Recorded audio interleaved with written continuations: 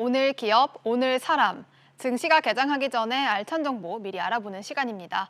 김대호 박사님과 함께하겠습니다. 박사님 안녕하세요. 네, 반갑습니다. 오늘은 어떤 기업과 사람이 화제가 됐는지 알아보겠습니다. 먼저 김동욱 현대자동차 전무와 현대글로비스입니다. 다음은 대런우즈 엑선모빌 CEO 신학철 LG화학 부회장입니다. 마지막으로 방시혁 빅히트 엔터테인먼트 대표가 오늘의 기업과 사람으로 선정됐습니다.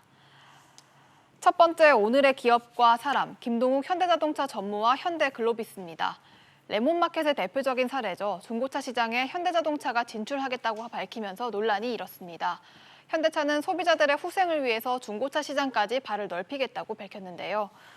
박사님, 그런데 일각에서는 이 현대차의 중고차 시장 진출을 두고서 이 현대차그룹의 지배구조 개편이 시작됐다 이렇게 분석을 하고 있어요. 네, 정권 시장에서는 이 현대차의 중고차 시장 진출 얘기가 나오자마자 현대글로비스 주가가 아주 요동을 쳤습니다. 네. 한때 크게 올랐다가 또 과연 중고차 진출이 될 것인가에 대한 회의적인 시각이 나오면서 주가가 떨어지는가 하면 급등과 급락을 했는데요. 그만큼 시장에서는 이번 현대차의 이 중고차 시장은 소비자 후생을 위한 것이라기보다는 오히려 현대글로비스를 중심으로 한 현대차 그룹의 이 지배구조 개편 쪽에 몰려있다 이렇게 보고 있는 것이죠. 네, 지금 정의선 부회장은 4대 그룹 중에서 유일하게 이 순환출자 구조를 해소하지 못한 상태죠. 그렇습니다. 지금 현대차의 가장 큰 고민은 지배구조 체제가 완성이 돼 있지 않다는 것입니다. 네. 그러니까 순환출자를 하고 있죠. 그 현대차가 기아차를 갖고 있고 기아차가 글로비스 뭐 또 모비스 이런 네 회사가 서로 돌아가면서 뺑뺑 돌려서 순환 출자를 하고 있기 때문에 만약에 한 회사가 부도를 나게 되면 같은 회사가 동시에 무너질 수가 있고 우리 정부에서도 이 순환 출자는 근본적으로 해소하라 수년 전부터 요구하고 있습니다만은 현대차는 정의선 회장을 기준으로 볼 때 정의선 회장의 지금 현대차 지분이 너무 적기 때문에 그래서 회사 장악이 안 되기 때문에 지주회사 체제로 변환하기 상당히 어려운 현대의 차의 고민이 있습니다.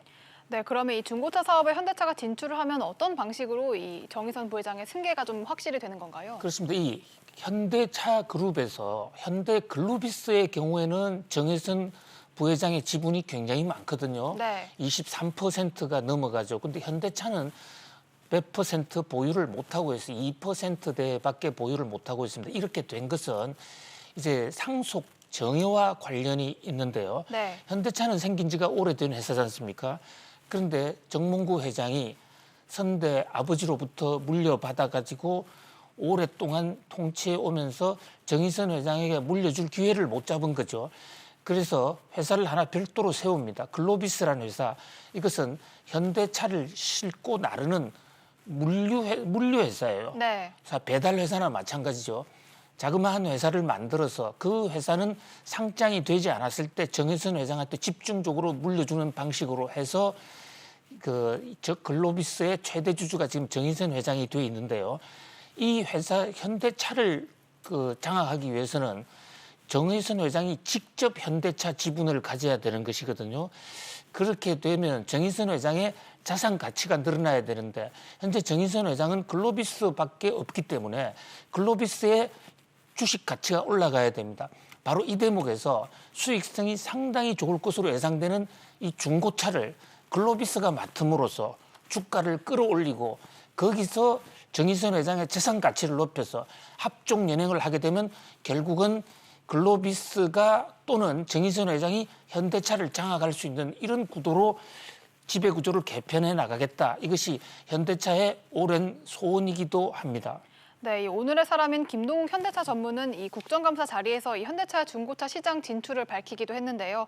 그러면서 해외에서는 제조사가 이 중고차 판매를 하기도 한다 이렇게 밝혔어요. 실제로 해외에서 제조사가 중고차를 판매하기도 하나요? 글쎄요, 이 현대차의 이 주장 김동욱 전무의 국회 발언을 두고 지금 이 진실 여부가 논란이 위정 문제까지도 지금 제기가 되고 있는데요. 네.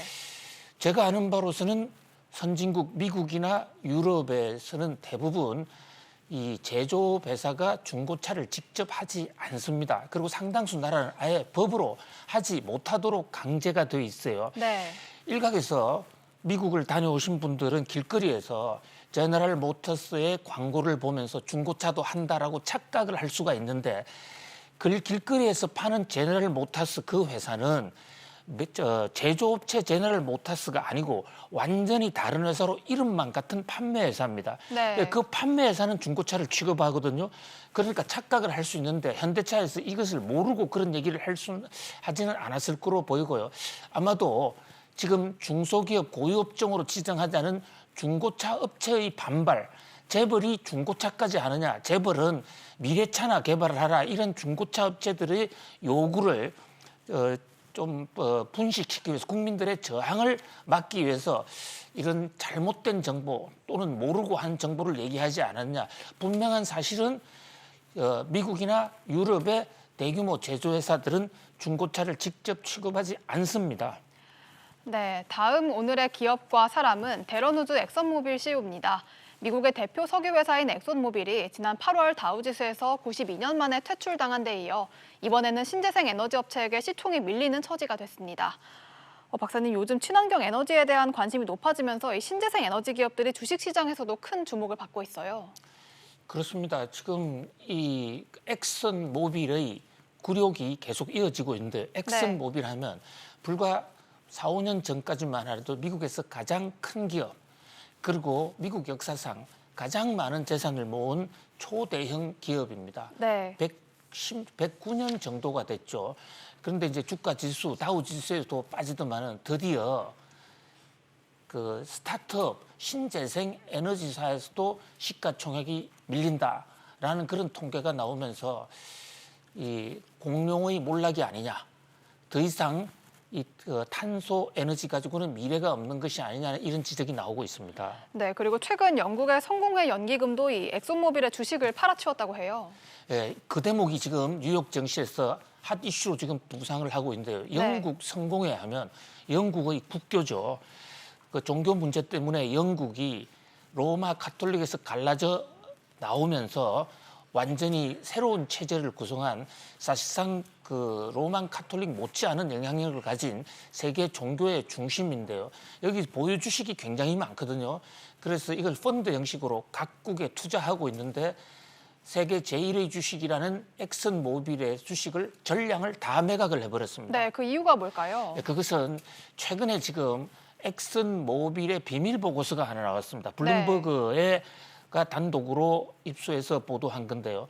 탄소 배출량을 오히려 늘리겠다. 앞으로 5년간 17%를 더 늘리겠다는 그 비밀 보고서가 나왔고요. 네.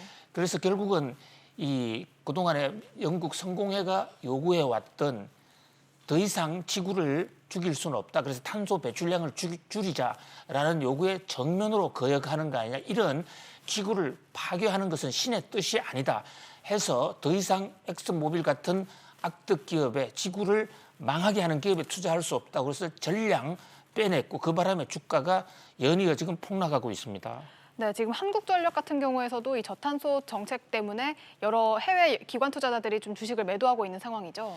그렇습니다. 바로 저 영국 성공회가 한국전력, 우리 한전 주식도 상당량 갖고 있어요. 네. 영국 성공회뿐만 아니라 유럽에서는 지금 탄소 배출을 하는 기업들에 대해서는 대대적으로 주식을 팔자라는 그런 움직임이 이어지고 있는데 최근에 우리 한전은 삼성물산 등과 함께 베트남에 또 그 이 탄소를 대량 배출하는 석탄 발전소를 짓기로 하지 않았습니까? 네. 그리고 또 인도네시아에서도 짓기로 했고요. 여기에 대해서 지금 노르웨이 같은 데서는 이미 한전 주식을 매각을 하고 있는데요. 이 후폭풍, 특히 성공회가 과연 한국전력과 삼성물산 그리고 두산중공업이죠. 이 세 회사에 대해서 주식 매각이라는 보복 카드를 과연 꺼낼지 매우 기추가 지금 주목되는 순간입니다. 네, 세 번째 오늘의 기업과 사람은 신학철 LG화학 부회장입니다. LG화학이 깜짝 실적을 발표했습니다. 실적 시기와 내용 모두 깜짝 발표였는데요. 박사님, LG화학이 결산 공시 전에 잠정 실적을 발표한 건 이번이 처음이라고 합니다. 아무래도 요즘 배터리 사업 분사를 두고서 투자자들이 좀 공분하고 있기 때문에 이를 달래기 위한 실적 발표로 보여요. 상당히 의외의 행동을 했어요. 네.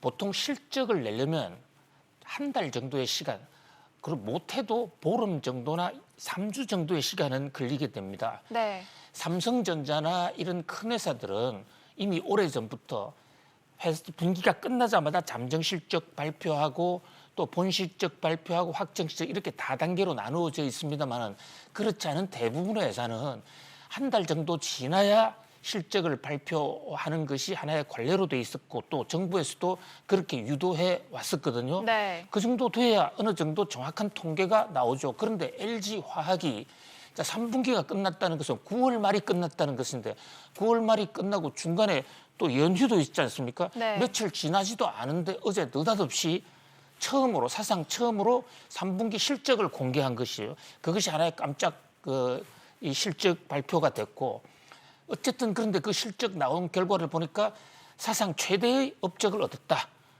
그런 어떤 발표 내용이거든요. 네. 그런데 실적 내용을 보면은 석유화학 부문이랑 전지 부문 모두 예상보다 더 높게 나왔죠. 그렇습니다. 지금 현재 사상 최대 실적이죠. 지금 3분기는 코로나19의 효과가 좀 희석되면서 주가도 올라가고 실적도 좀 좋아지는 상황이고요. 지난해 전년 동기 대비해서 볼 때 사상 최대의 실적이 나온 것은 사실입니다. 바로 이 대목에서 지금 LG화학의 꼼수가 있지 않나 이것이 정권 시장의 판단인데요. 네. 그런데 주가는 오히려 떨어지는 모습을 보였어요. 예, 주가 어제 크게 떨어졌습니다. 그러니까 달래기가 실패했다 이렇게 볼 수가 있는 것이죠. 네. 이 LG화학의 꼼수라고 하는 것은 우리가 이렇게 분사를 발표하지 않았습니까? 네. 오늘 30일 날 주주총회를 하게 되는데 주주들의 동의를 받아야 되는 상황인데 분사를 발표하는 상황에서도 이렇게 장사를 잘했다. 특히 분사를 한 이후에도 석유화학이라든지 생명과학 이런 분야에서는 계속 잘 될 것이다. 그러니까 분사를 지지해달라 이런 뜻으로 받아들여져요. 그런데 주주들이 LG화학에 투자한 것은 LG화학이 앞으로 장사가 잘 안 될 것이다라고 걱정한 게 아닙니다. LG화학에 투자할 때는 이미 그닥 배터리 하나의 미래 가능성을 보고 했거든요. 네. 수년 전만 작년까지만 하더라도 바로 분기 전까지만 하더라도 배터리가 적자임에도 불구하고 미래 가능성 보고 투자했는데 이 LG화학의 어저께의 주주 달래기 꼼수는 상당히 좀 생뚱맞았죠. 왜냐하면 LG화학이 잘 되고 있으니까 배터리 빼고도 잘 될 것이다. 그것을 몰라서 지금 LG화학 소액 투자자들이 흥분하는 게 아니라 왜 미래 가치가 있는 우리는 배터리 보고 투자했는데 배터리를 왜 빼느냐 이런 대목이거든요.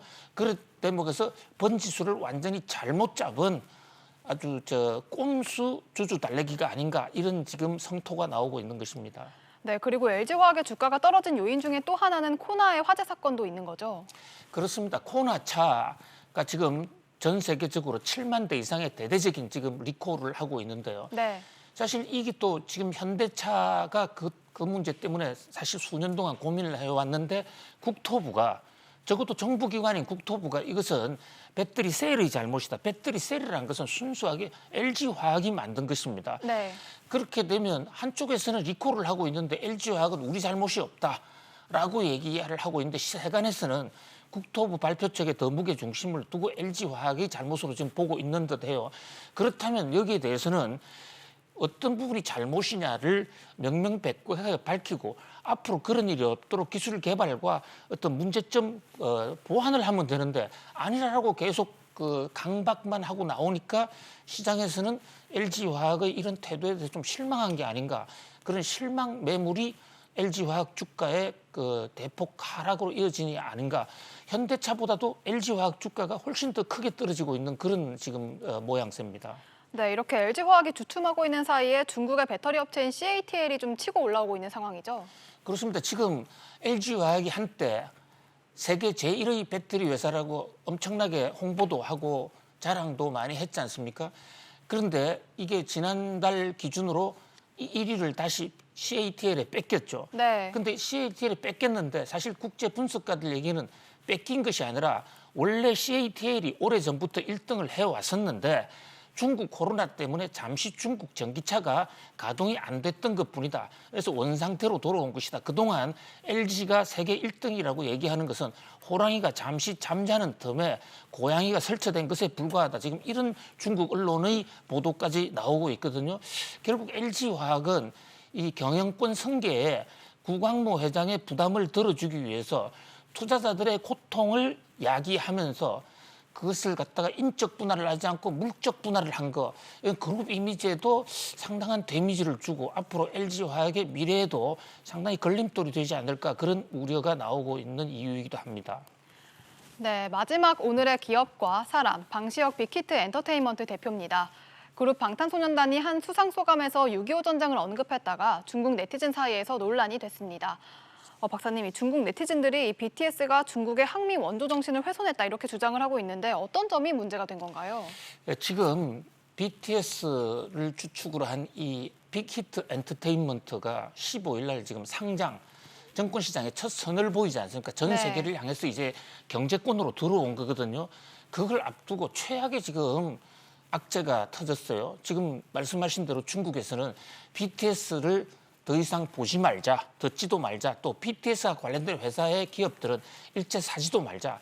그 유탄을 지금 BTS 빅히트뿐만이 아니라 우리나라의 삼성차, 또 삼성 그 전자, 현대차까지도 유탄을 맞고 있거든요. 네. 근데 그 내용은 이 빅히트 이제 이 BTS가 미국의 그 코리아 소사이어티라는 단체로부터 상을 받으면서 수상 소감에서 70년 전 한국 동란 때 한국 전쟁 때 희생한 사람들의 그 고난의 기간, 그 희생자들을 추모하는 듯한 이런 발언이 중국 네티즌들의 그 반발을 촉발을 하게 된 것이죠. 네, 그래서인지 이 삼성전자나 현대차 같은 국내 기업들이 이 광고에서 방탄소년단을 빼고 있다고 해요.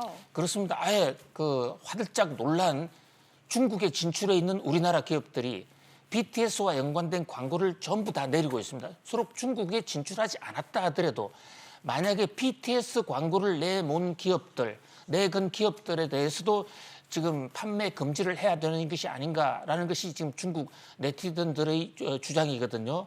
그런 면에서 BTS가 왜 이렇게, 물론 이 사건은 중국 네티즌들의 좀 과잉 대응이라고 볼 수가 있어요. 네. BTS의 그 수상 소감이 중국을 겨냥한 것도 아니고 70년 전에 한국 전쟁 과정에서 한국과 미국이 서로 협조하면서 같이 동거동락했던 것을 얘기한 것에 불과한데 여기에 대해서 중국이 과민 반응을 했고 생트집을 부린 것은 맞죠. 그러나 그럼에도 불구하고 이 6.25 전쟁에 대해서는 중국과 미국, 한국 간의 시각이 완전히 다릅니다. 특히 중국은 미제국주의의 침략에 대해서 중국이 북조선을 도와서 그러니까 항미 원조 운동을 해서 이겼다 이러는데 그 항미 원조 운동의 70주년 기념식이 시진핑 국가주석까지 참석하는 그 기념식이 24일로 예정돼 있어요. 네. 그것이 지금 중국의 국가적인 이슈로 돼 있는 마당에서 그 대목을 건드린다. 가뜩이나 BTS는 너무 친미적이다 해서 중국에서 반발이 많았는데 왜 이 대목에서 이걸 건드리냐. 그런 면에서 BTS는 최근에 청와대를 간다든지 너무 정치적인 행보를 많이 하는 그런 좀 비판도 있어요. 왜 조금 더 중국의 생트집이 더 문제지만은 BTS도 이제는 제도권, 금융시장, 경제권에 들어온 만큼 보다 순수하게 경제와 예술만으로서 성부를 해야 될 것이 아닌가. 가뜩이나 지금 중국에서 이 YG 엔터테인먼트 주식을 대량 매각을 해서 한국 엔터테인먼트 주식이 지금 큰 하락폭을 겪고 있는데 BTS의 빅히트마저도 굳이 중국과 이렇게 충돌할 필요가 있느냐. 물론 중국의 그 속 좁은 생트집 이것이 문제는 더 문제지만 우리가 거기에 같이 따라갈 것은 아니지 않느냐 이런 생각을 해봅니다. 네, 지금까지 오늘의 기업과 사람 알아봤습니다. 내일도 알찬 정보로 돌아오겠습니다. 박사님 감사합니다. 고맙습니다.